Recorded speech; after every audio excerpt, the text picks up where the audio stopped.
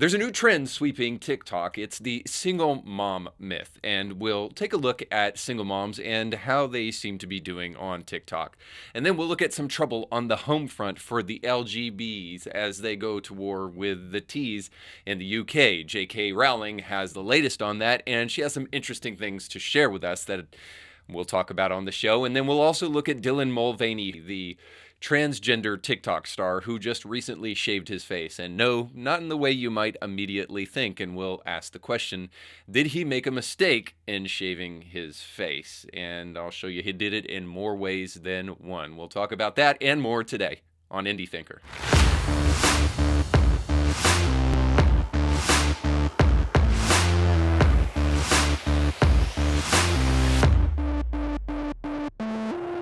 If you're looking to curb the trend of inflation and the recession that's coming for our nation by perhaps starting your own business and creating your own wealth and securing your family's financial future, then you need to go to our friends, the experts over at Ancur. That's Ancur.biz,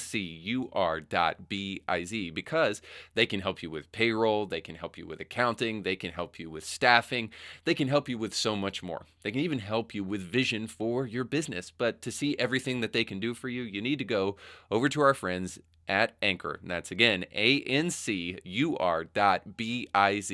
And you'll see how they can help put legs underneath your vision. And when you go over there, let them know that Indie Thinker sent you.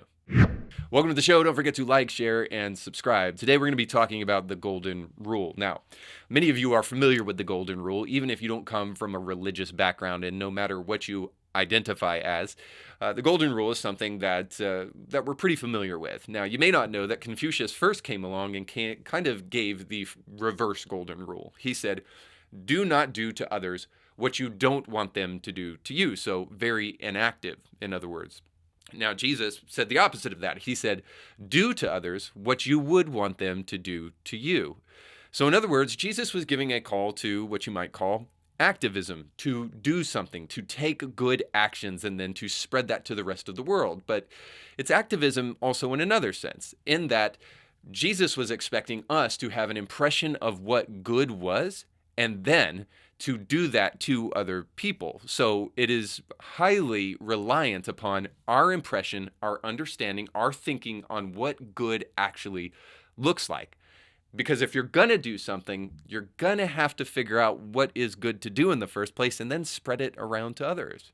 Now, I know that there are activists who have a problem with the idea of shoving your version of good down people's throats. You know, they would rather make sure that they're the ones doing it and make sure that Christians are not. And so they say things that like Christianity is some neo-colonial, white, oppressive religion that's based upon a patriarchal system.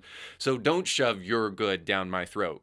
And then they have to stop and say, oh, wait, Jesus was not white, he was Jewish. And before colonialism?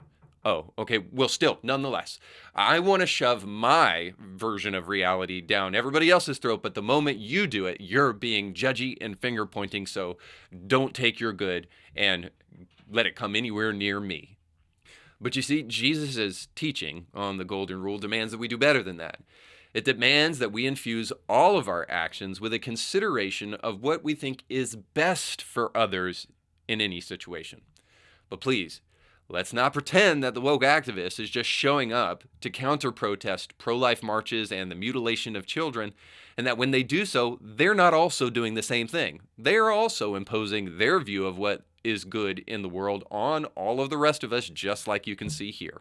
Now, while it may be incredibly the opposite of good to watch these bunch of white kids dancing as they are and making fools of themselves, there's a couple of things that you can take away from this rally to end teen mutilation and the counter-protesters that showed up in Murfreesboro, Tennessee. The first one is this.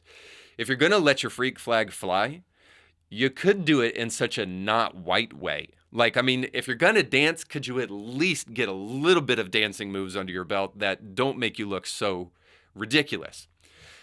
And then the second thing is this. The Golden Rule says that these people are someone's kids. And this is the important point. And if I was a parent of these kids, I'd want somebody other than myself to be bold enough to come and speak the truth into their little cerebral cortexes so that whenever they show up to fight against the mutilation of teenagers and cutting off their healthy sex organs, they'll think twice about doing that. At least that's the hope.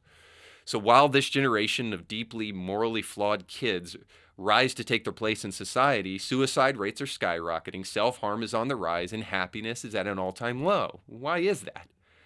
Are we to sit back and watch, or to step in and save this generation from themselves, even if they don't realize that they need to be saved?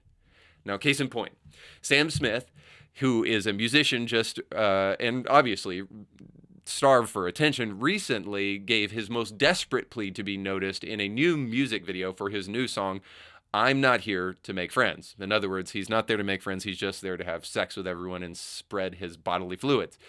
For those who are watching, let's just summarize this music video that I'm showing now on the screen as, and I'm going to try to explain it in such a way as not to make you sick, but the best I can say is that you see a pudgy man wearing women's lingerie, and you see a bunch of butts. I mean, a lot of butts. So now, on one hand, Sam is merely trying to do what all artists do. He's trying to push the envelope as to make a desperate plea for attention. But on the other hand, Sam is doing a next level kind of cringe that needs to be noticed. Now, maybe you'll go back and you'll say, well, Madonna was doing this very same thing in the 80s and the early 90s. Now, to be sure, Madonna was gross, but Madonna was gross for a very different reason than Sam is gross. Madonna was gross because she was being immodest. Sam is being gross because he is being disgusting. One of these demands, Madonna in this case, that we turn the channel. The other one demands that we help this individual see that his desperate pleas for attention are actually self-destructive. You know, you ask the question, when do we finally tell the person that their breath stinks? Well, we probably tell them, one, when they're preaching to other people that their breath should stink also, and then two, when they're also doing something that is deeply self-defeating and self-harming. Now listen, all over America today, whether it be through the hysteria of climate activism or the desperate need to mutilate your body to get attention on social media, or the gross displays of immorality that we see all over America today, people are hungry to know this one thing, that they actually matter. And if that's really what they're after, isn't it incumbent upon us to tell people that they matter, but not in the way that they're trying to matter, and that the way that you're trying to matter will only destroy you? Isn't it incumbent upon us to say there's a better way? If it is true, then our silence on issues like I just raised are not only unloving, but cowardly. Shouldn't we care enough to tell Sam, hey buddy, your belly's showing, of course, among other things, and it's time to get some help. So if we really do care about people, it's time we started taking the golden rule seriously, and we can do so in some of the stories that we're going to talk about today.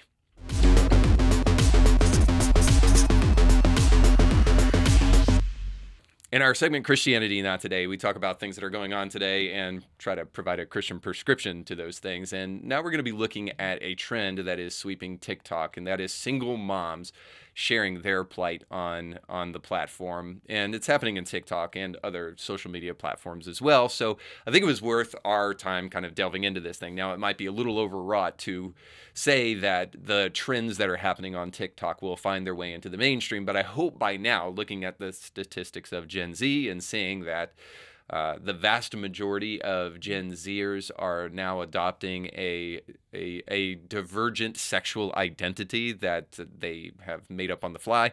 Hopefully by now we're done with the dismissive idea that that vocal minority won't have an impact on the majority, because it certainly does. And so, especially when it comes to the fatherlessness epidemic in our nation and the necessity of a child to have both parents in the home parenting the child, I think it's important for us to kind of just take a peek over at TikTok and see what this single mom trend is all about, and see if we can't offer some helpful advice. So I'll show the first one here.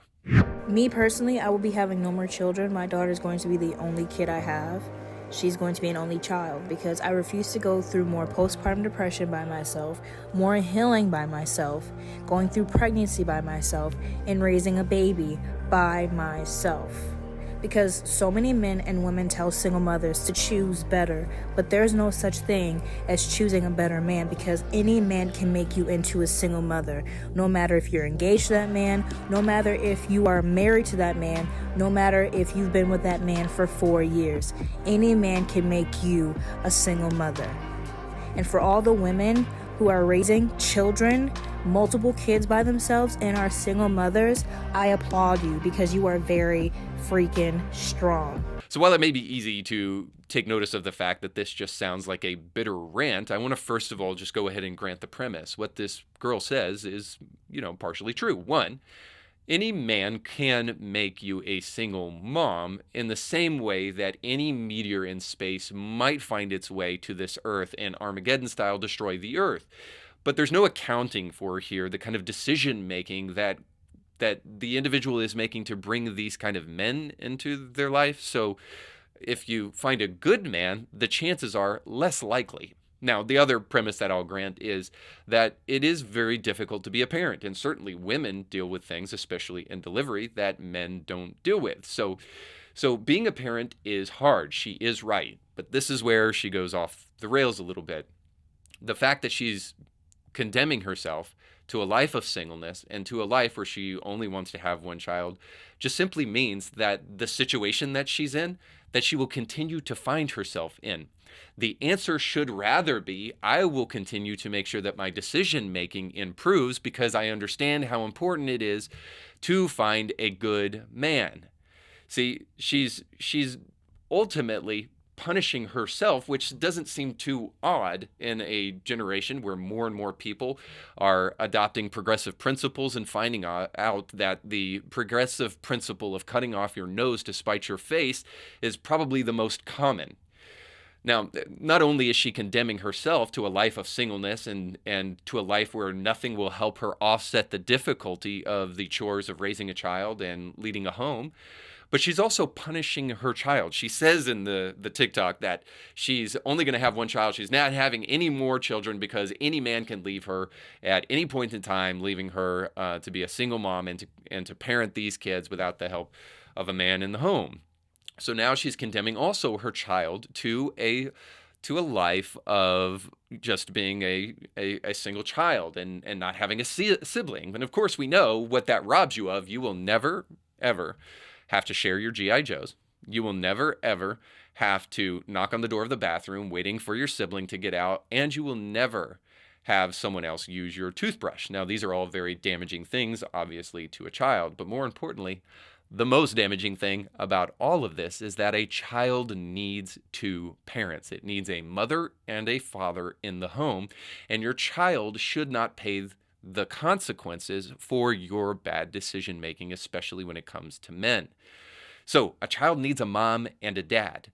And the reason for that is evident from this TikTok as we see this person who is complaining about their own decision making, while also being fair to note that it might also be the fact that this individual thought that they were marrying a good person.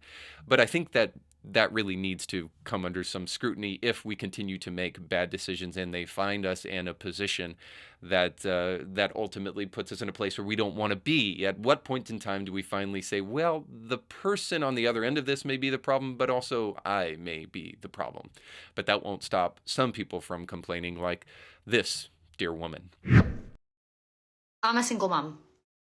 Hair not washed, been up literally all night last night, sitting cracking on, doing my ironing, just cleaned 3 bathrooms, bleach all over my new bloody Essentials hoodie. Yes, I'm absolutely dead. Do you know what? And I've been sitting while I'm ironing, scrolling TikTok in the background, and came across a good few videos about single mums.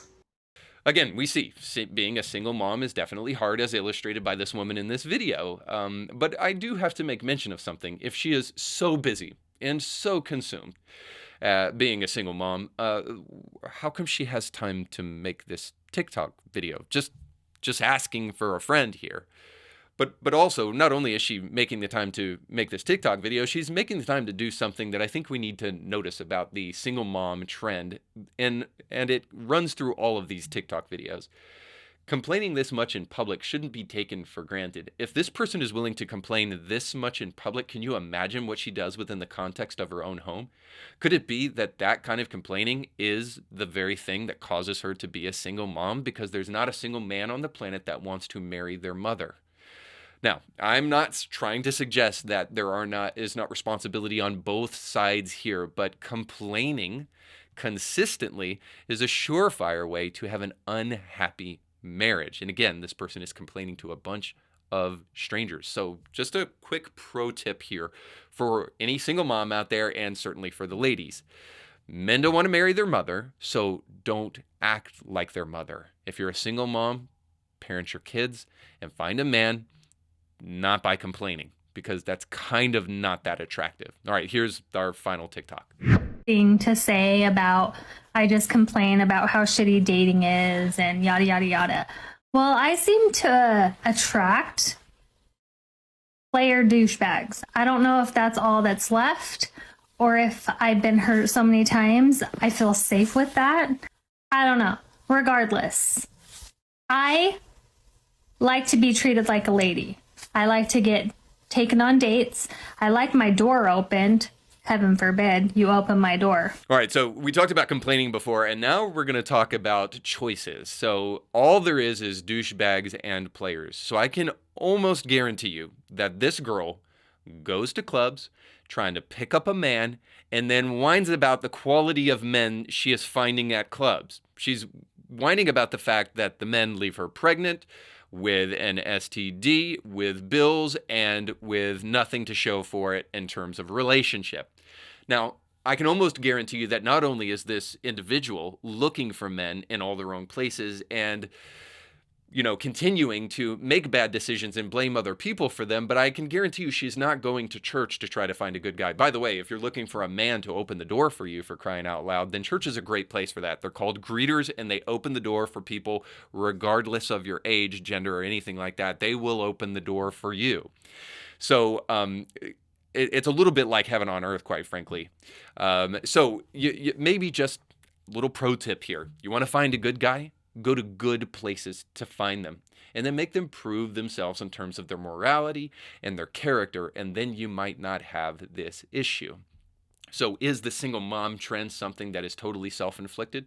Not always, but very often. And if we're not at least willing to acknowledge the fact that our own decision-making and our own choices about who we're bringing into our home and who we're choosing to be the parent of our kid, if there's no accounting for that decision making, then don't be surprised when you find yourself in this situation. And here's the real problem at the end of the day.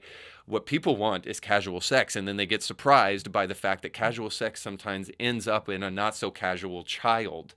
And if you actually have enough of a conscience not to abort that child, then you are stuck with a child and no father to help raise that kid. So here's just a wild idea at the end of the day. Before you start having sex with an individual, maybe you should ask yourself if that person is actually, fatherhood material. Maybe then that might help you get out of the situation you're in and save a lot of unnecessary fighting. But speaking of fighting, J.K. Rowling is letting us know about a trans fight that is happening in the UK. For those of you who don't know, J.K. Rowling is the author of the Harry Potter series, and she is what is some people say is a TERF, a trans radical exclusionary feminist. I think that's right. Trans exclusionary radical feminist. That's what it is. Trans exclusionary radical feminist, which just ultimately means that, to the shock and chagrin of many people in the trans community, J.K. Rowling does not actually believe that men can get pregnant or that men are ovary carriers. So these period having people, these women in other words, actually matter, and the trans movement is actually infringing upon the rights of women, as we see not only in the UK but also in the United States. So J.K. Rowling has been very vocal about this very thing, and now there is a trans organization in the UK called the Mermaids who are fighting against other LGBT organizations. And so I wanted to read this story from Not the Babylon Bee. And it says the LGBs are going to court against the Ts. J.K. Rowling has a breakdown of some of the insanity. A fight it has been brewing for the last few years among the ranks of the Rainbow Brigade, and in the UK there has been an official split among the ranks of the Alphabet Gang, and the LGBs have taken the Ts to court. The queen of the trans exclusionary radical feminist, or TERFs, J.K. Rowling, has helped lead the way against the transgender movement and allied with the LGBs, who do not agree with the Ts. Right now, the UK courts are hearing a case where a trans group called the Mermaids are trying to strip the legal status of the LGB alliance because they aren't inclusive of the Ts. And so here's J.K. Rowling's tweets on the case. I'm reading the transcript of the Tribunal of Mermaids versus LGB Alliance. It's a bit mind-blowing, seeing some of the answers set down in black and white. Take this from Mermaids Chair of Trustees, Dr. Belinda Bell. Well, you see, I'm not clear.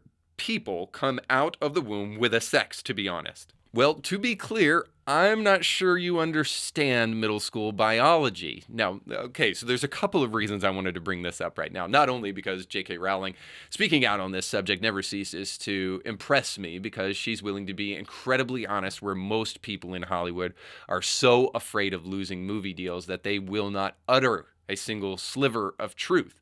J.K. Rowling is the exact opposite of that. She's been very unapologetic about her views about feminism and about the rights of women and how they're being infringed upon by the transgender movement. And so when the LGBs go to war with the Ts in the UK, I think it's at least noteworthy for us to pay attention to for a couple reasons. And the first one is this, is I do believe that this is a precursor for what is coming in the US. Very often what happens in the UK will eventually find its way to the United States. I think this is true in some ways of Canada. Now, you might just say it's mere coincidence, but because the West is so intricately tied together in so many of the movements and culturally speaking, so many of the ways that we identify ourselves, that eventually what happens in these places are a microcosm of what could also happen in the U.S. So I think it's at least worth paying attention to, at least in that way. So are we headed towards a face-off eventually with these groups and these factions of people taking like Christians and other people with a conscience out of their crosshairs and actually starting to war amongst themselves? I think that's true.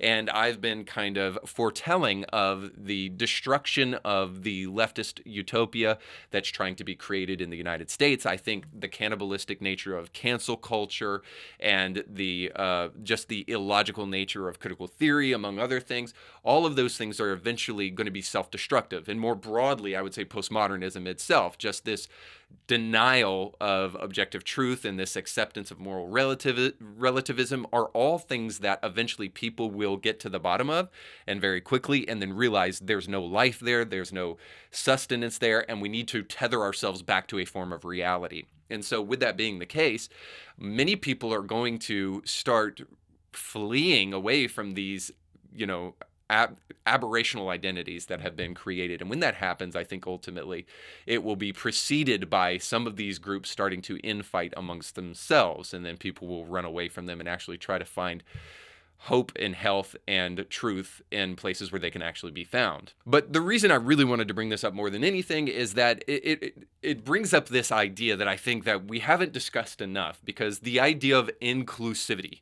the diversity, equity, and inclusion that we're hearing so much about in the workplace these days.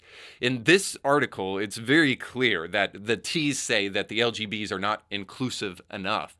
And the reason why is that there is no such thing as inclusive enough. See, inclusion has become the standard in society rather than truth.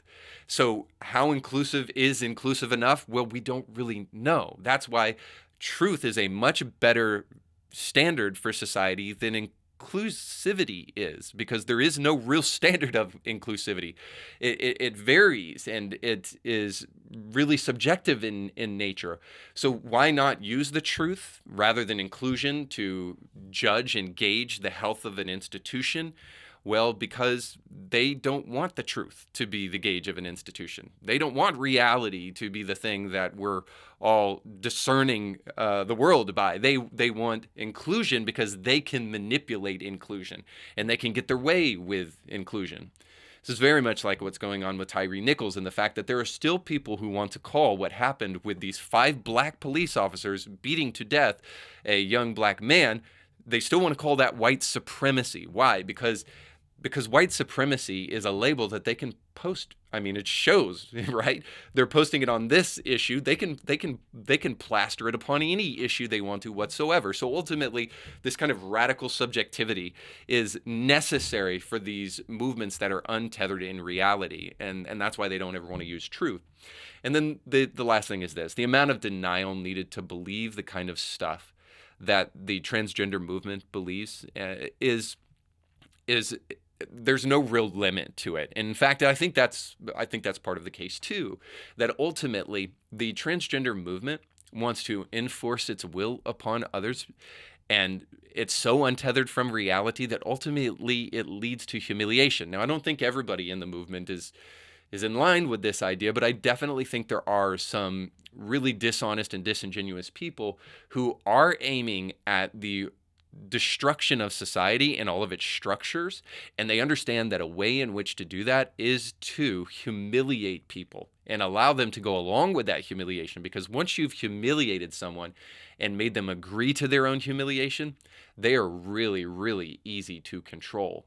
So the fact that the transgender movement is totally based in a fictitious form of reality is, I think, by design. And it's seen in this article when this woman comes and tells us that there is no such thing as a biological sex. For us to adopt that idea, you would have to absolutely be insane or dishonest. And I can't help but wonder which one we're dealing with here. But speaking of humiliation, Dylan Mulvaney just shaved his face. And may not be what you think. We'll get to it here in a minute. But for those of you who don't know, Dylan Mulvaney is a grown man that over a year ago transitioned to a girl. Not a woman, transitioned to a girl, and celebrated the transition like all people who are marginalized and disproportionately threatened by violence. He announced it by going on TikTok for the whole world to see, and has since racked up 1 billion views with his Days of Girlhood videos, because the videos are so accurate to womanhood. I want to give you just a sample in case you don't know who Dylan Mulvaney is. So here's some of what girlhood looks like for a grown man. Okay, it's day 200 of being a girl, and I think we can agree that it's been a whirlwind. I have a tendency to overshare my life, and y'all are still watching. How cool is that? Once upon a time, I was a boy who had ADHD, and now I'm a girl who still has ADHD. So, quick question. Has any woman, or even a girl, ever acted like this grown man? I mean, it shows that the guy is playing a part that he knows nothing about. Dylan has since taken his delusion to the White House, where he spoke with an equally delusional man, but that's more about dementia, Joe Biden, and has received sponsorships from places like Tampon. Where is he putting it? We don't want to talk about that. Just recently, Dylan underwent facial reconstruction surgery to make himself look more like a woman, so he shaved down his jawline to make himself look like a woman. And again, he chose to stand in silent solidarity with those who have been persecuted by religious people in America. And so he decided to announce this face shaving by doing his own dance video. And so for those of you who are watching this, you can see Dylan is dressed like a ballerina. And a couple things that stick out to me as he's dancing. Now, stick out. What do you think is sticking out for this grown man dancing in a ballerina outfit who is pretending to be a woman? I'll let your own imagination kind of fill in the pieces there. But then the other thing that kind of comes to mind as we're watching Dylan prance around and pretend to be a woman is we're also watching the fact that he has the grace and the body of a middle school boy, which is probably due to hormone blockers, or at least the fact that he definitely does not work out. Now, putting aside this video for a moment, I want to show you a picture that I think is more important to see than this video of him dancing around, fulfilling his wild-eyed delusional fantasy of being a girl. More importantly, the picture of his plastic surgery after he came out of surgery, I think, is vitally important, because we live in a social media plastic world. And we're only shown very often what people want you to see, but here we get a rare glimpse of the truth. So I want you to see this picture. And for those of you who are not watching this on YouTube, but rather just listening, I'll just show you that, tell you that Dylan's face is wrapped fully in bandages. You can see the places where lines were drawn for incision marks, and he's wrapped up essentially like a mummy. And to look at the picture sends this deep kind of agony in one's soul and in one's stomach, because you realize that one hard look at this face, and you see somebody who is desperate to matter, who is desperate for people to pay attention to him and is willing to go to self-mutilating lengths to be noticed.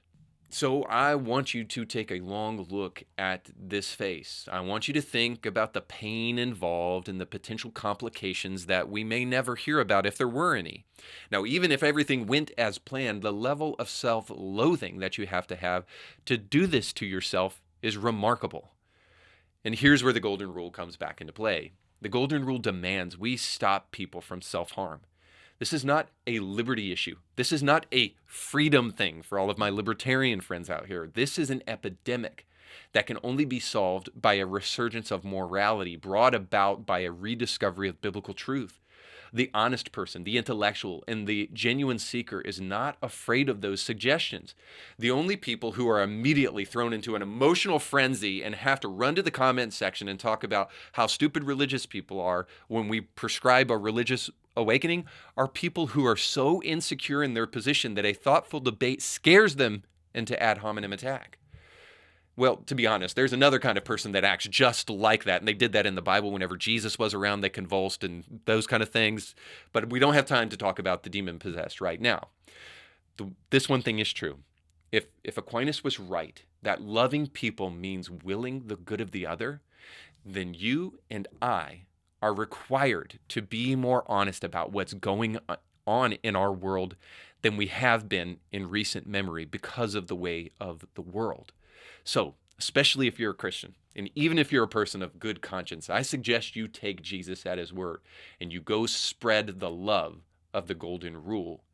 And you do so because you understand that good actually matters in the world.